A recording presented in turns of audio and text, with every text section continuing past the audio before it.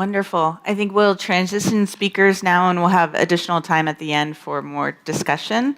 So with that, I would like to invite Mr. Minelli to present and share your screen. Thank you so much.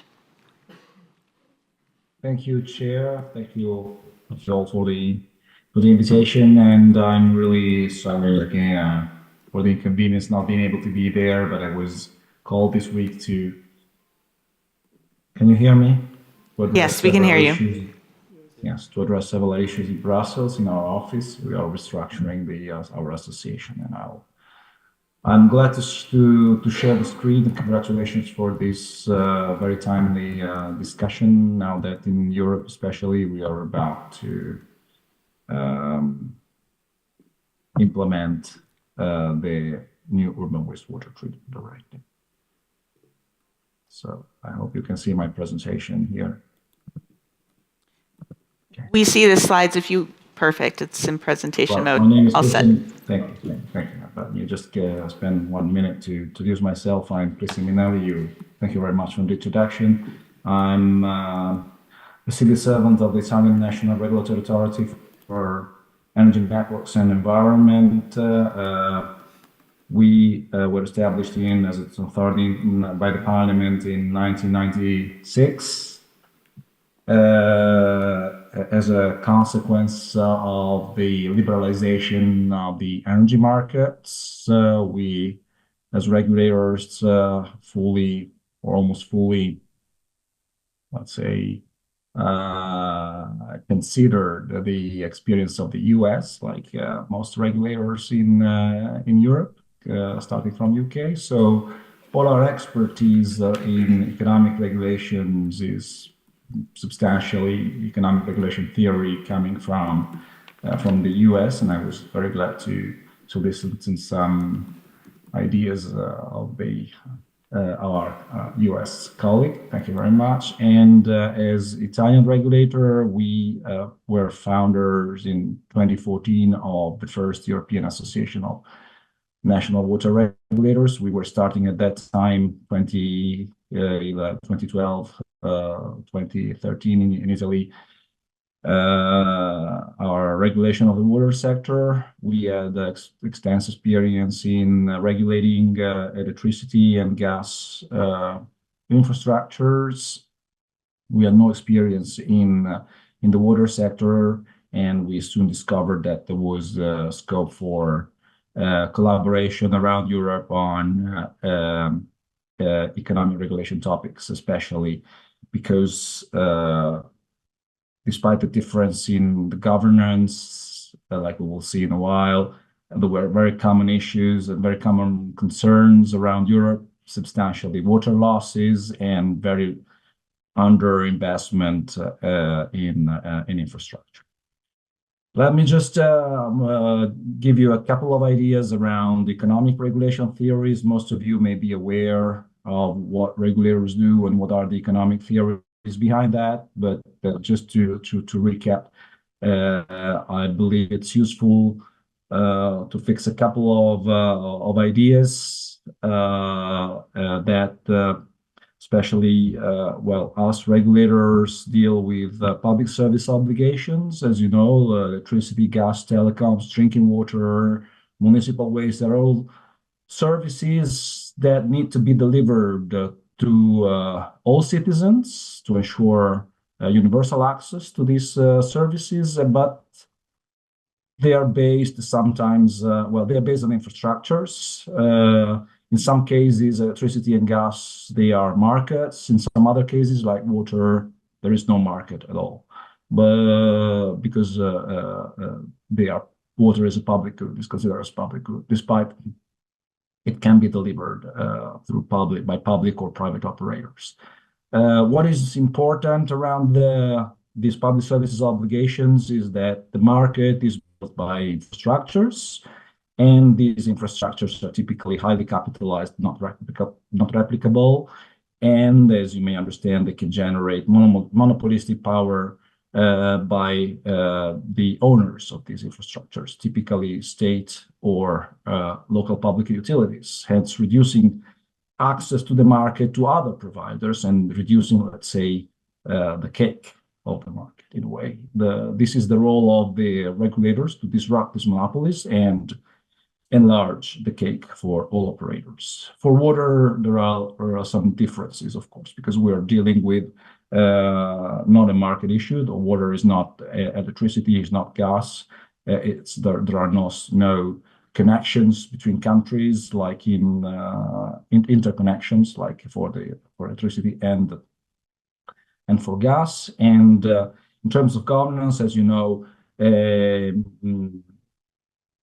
around Europe, municipalities and water districts are the key responsible units to deliver drinking water and wastewater services to residents and to establish payment rules.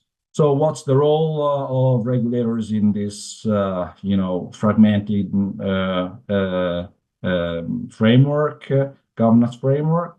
Well, first of all, national regulatory authorities are established by parliaments to support the full implementation of governmental targets, EU targets, typically beyond political cycles, through binding powers that allow regulators to regulate public service obligations in an autonomous way, financially, organizationally, through a highly specialized personnel, which is different from, which is other than ministers or local municipalities. Some ideas around typical regulatory powers is that NRAs, the national regulatory authorities, that they help. They define rules to recover capital expenditure, operational expenditures, and other costs that may arise according to national or European legislation, environmental protection, technological innovation, for instance, that find a barrier, in monopolistic operators at local level, which do not have the power to advance the sector in a way. But regulators also identify binding rules to collect and validate economic data and quality of service data. We don't deal typically with hygiene or sanitary data, okay? We typically deal with quality of service data, economic and financial data, standard contracts with customers, customer protection. And last but not least, one of the key regulatory powers is to establish standard tariff setting methodologies, which doesn't mean standard prices over the entire country, but standard rules for operators to recover efficiently their costs. But as you may know, operators in a country face different costs depending on where they are located, the hydrological situations, the financial and economic situation of the operators, whether they are private or not. So basically, they are the last ones to define prices, but regulators, in a way, establish a homogeneous framework to do that. There are different regulatory approaches by NRAs, stick and carrot approach through incentive and penalties in the tariffs for name and shame, where KPIs are adopted, or mixed form. Here, I just wanted to give you an idea of the key regulatory powers in place that many of you may already know.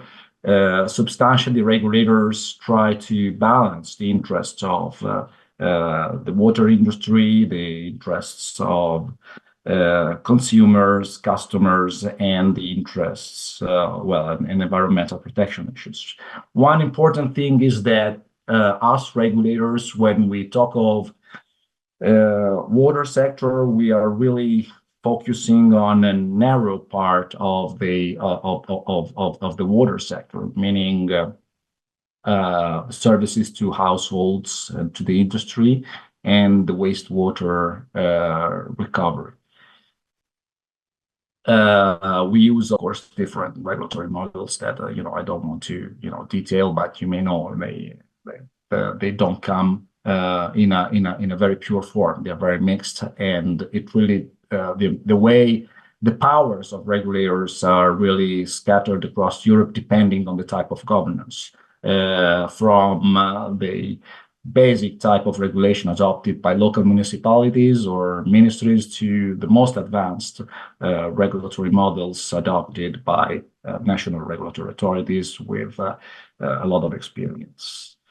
And I just want to go now into one of the key concerns of us regulators, economic regulators, which is the financing of drinking water and wastewater infrastructures, which are at the basis of universal access to drinking and safe water services, and to the full implementation of the EU directives. Without full functioning and well distributed infrastructures, we cannot imagine, how to reach the Sustainable Development Goals or any one of the EU targets. And as you may well understand and know, water infrastructures or are typically highly capitalized, and in Europe they really lack investment. There are different studies around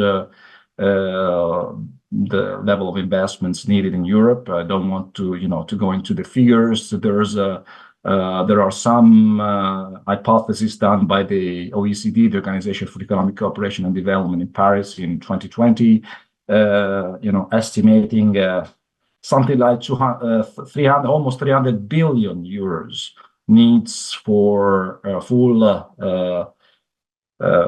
functioning drinking water and wastewater services by infrastructures by 2030. But us as regulators, we think this is a really, really prudential estimate, and the needs across the 27 new member states and UK are much, much higher than that.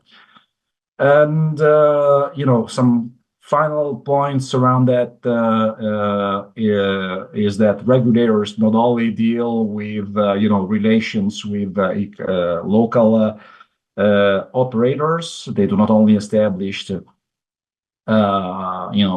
stable rules for them that go beyond the cycles. They also cooperate with governments in reallocating other types of funds coming outside the tariff sphere. In Europe, for instance, the Next Generation EU funds that are received typically by member states. In some instances, like in Italy, the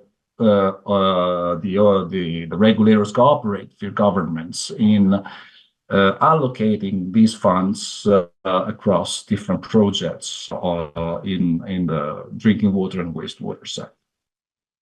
Some benefits of economic regulations that I wanted to highlight. I don't want to, really go into the details of them. These are just some ideas. The PowerPoint is done for you basically, and you can have it whenever you want.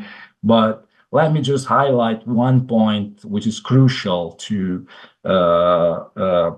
help address the underinvestment across Europe, which is the necessity for any country to create clear and stable rules, clear and stable frameworks that can attract investment, not only from private but also from the public. We all know, especially in Europe, the high deficit, public debts that really cannot allow governments to dedicate enough resources according to what is needed in the water sector. Tariffs are one of the most powerful instruments to collect investment, the needed investment in both sectors, drinking water and wastewater. But in most cases, these tariffs are established at local level according to non-economic rationales, namely political rationale, and the size of these local municipalities is too low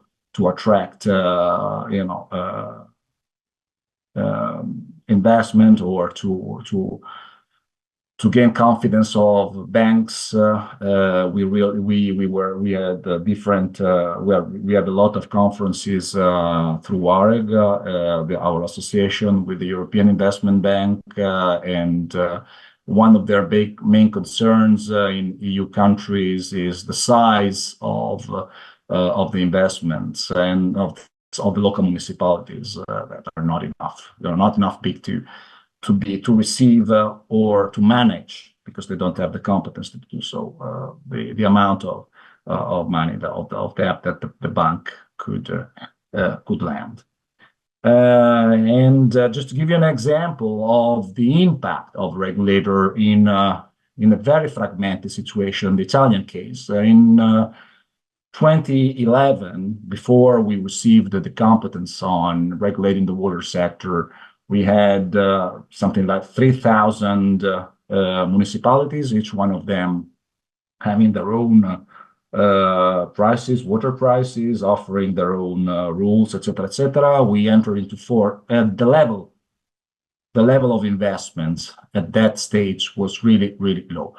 The problem of investment was mainly water prices. Water prices in that period were totally under control of mayors, local municipalities, and they were totally unable to collect the money required to do so. And in this graph, you can see the growing amount of net investments that have been programmed by the same utilities from 2012, when we started to regulate the sector, hence also to increase final water prices, but also monitoring services that were not really good at that stage. Between 2012 and 2019, almost 5 billion euros were put into the sector. Water utilities became a totally different thing in Italy, and the big push for that came from us regulator. Tariffs increased, as you can see in the red line above, but not in such a very relevant way. The affordability effect was really poor. And on top of the net investments planned by the utilities in the dark blue sticks, you can see the public funds that, as you can see, are just a share of the tariffs. Now, let me quickly go to the focal issue of today, but not without spending a couple of words on WAREG. WAREG is the Association of European Water Regulators, regulatory authorities that are similar to the Italian ones, with an office. We have our headquarters in Milan at our regulatory authorities, but also in Brussels, where we cooperate with the European Commission and the European Parliament, and we participate in several stakeholder or experts meetings. We have in total 25 members and 10 observers, and we cover almost 2/3 of EU countries plus EU candidate countries. And considering that, much of our concern is to protect consumers, we oversee more than 300 million consumers in Europe, and almost 400, including non-EU members. So what do we do in WAREG? Well, 4 main areas of cooperation, from sharing best regulatory practices to capacity building for non-EU, promoting compliance with the EU, and finally institutional advocacy. So basically, we share data,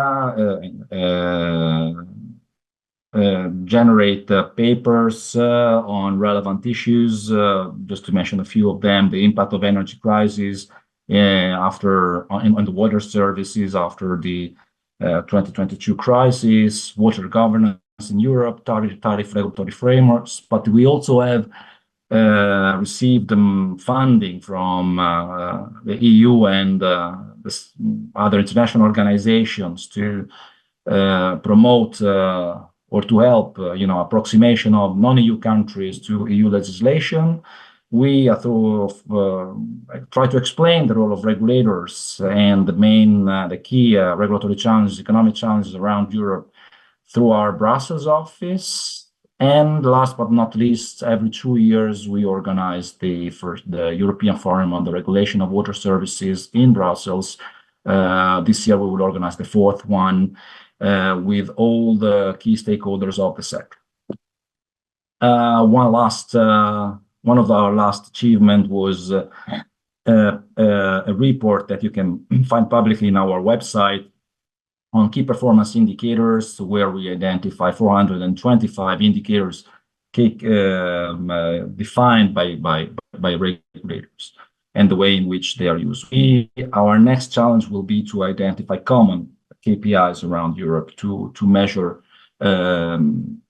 some areas. That it's very difficult to identify common definitions, common KPIs across Europe. Every single country has their own ways of measuring water services, the performance of water operators, but we will try to collect uniform data across Europe.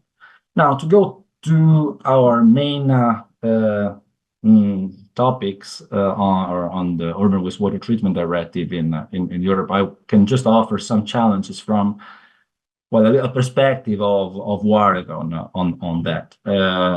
You brilliantly summarized the key milestones in EU regulation from 1991 to the current adoption of the Urban Wastewater Treatment Directive and the targets to 2040. You also reminded that the directive is about collection, treatment, and monitoring of the wastewater sector. And you may have, understood that there are some shortcomings that need to be addressed by the directive in order to ameliorate the 1991 directive. And these shortcomings are basically coming from urban runoff management and the unconnected levels of small agglomerations, the badly managed individual and appropriate systems, and the high amount of non-compliant agglomerations beyond 2,000 population equivalent. Another reason why to introduce the Urban Wastewater Treatment Directive is to increase the percentage of the pollution treated plants beyond 10,000 inhabitants, which until 2022, according to the European Commission, were 81%, and the ambition of the European Commission is to get as close as possible to 100%. How to do that? Before this new directive, the key financial instruments to recover costs were a mix of water tariffs and public budgets. But the new Water Framework Directive is very ambitious. And, according to the implementation studies, you may remember that the Commission estimated the total cost of almost 4 billion euros per year, but also a monetized benefit of 6.5 billion per year, without any affordability issues. Well, how to cover all these costs? So the Commission was very clear in its report and in the directive. 51, more than half will be financed through water tariffs, then by water budgets, and also a final 25-27% through the EPR scheme that you were commenting before. But as you can see, to finance the ambitious targets of the new Urban Wastewater Treatment Directive, the Commission estimates to use mainly water tariffs and public budgets. In terms of affordability, as you can see from the graph on the right, which comes from OECD study based on Eurostat, there is no impact as the share of water expenditures in households, disposable income, among the poorest 10% or 5% of the population is really small. It's below 4% in most of EU countries. And to conclude, we are, as WAREG, working on an analysis of the economic impact of the Urban Wastewater Treatment Directive. We only reached 8 countries so far, but we estimate to cover all the countries. But we can estimate that consumers may have a much bigger impact on their tariffs. Which are expected to grow by 2.3%, according to the Commission. We estimate that the increase could be higher than that if no other resources of financing are found. And it's also important to ensure that the drinking water and wastewater industry, I'm talking typically of drinking water and wastewater because operators in Europe are public operators, typically offer both services at the same time, so not separate services. So these operators need to be committed to change consumer behavior to ensure polluter pays principle. And on top of that, even if pollution in the urban sector is solved, the issue is solved, or and typically, I mean, infrastructures and regulators deal with that area, urban areas. There are other sources of pollutions to be addressed in non-urban areas. So the financial impact could be higher, even higher. And there's another point, which is monitoring of effective investments. I mean, money delivered to operators to effectively manage and operate and build water infrastructure has to be monitored. This can be done through different tools, but definitely investment. I mean, money, once it is received, cannot be left exclusively to the use of these operators without any form of control on that. Governance and accessibility of information on environmental status and on environmental impacts requires also transparency of information by water services operators. This is also an obligation of the new Urban Wastewater Treatment Directive, which the Commission will define in the coming years. And finally, we cannot expect that all member states, EU member states, will adopt similar governance of the sector in the water sector. We don't expect that NRAs, national regulatory authorities, will be everywhere around Europe like it happens for the electricity and gas sector, whereas, you know, there are directives that impose the creation of national regulators to disrupt these monopolies. The water sector is totally different, like I said in the beginning, but anyway, still, the ambitious principles of the mother of all the directives, Water Framework Directive, are cost recovery and polluter pays. So at national level, it is important to identify the correct governance that can ensure homogeneous quality standards across the whole countries without any differences for citizens. And here I stop, and I thank you very much. For any questions, you may reach me at any time. This is our WAREG website, and I remain available for any questions. Thank you very much.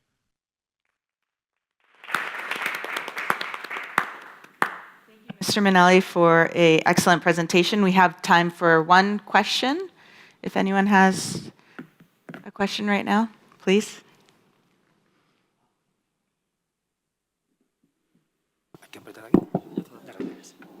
Yeah, can you hear me okay?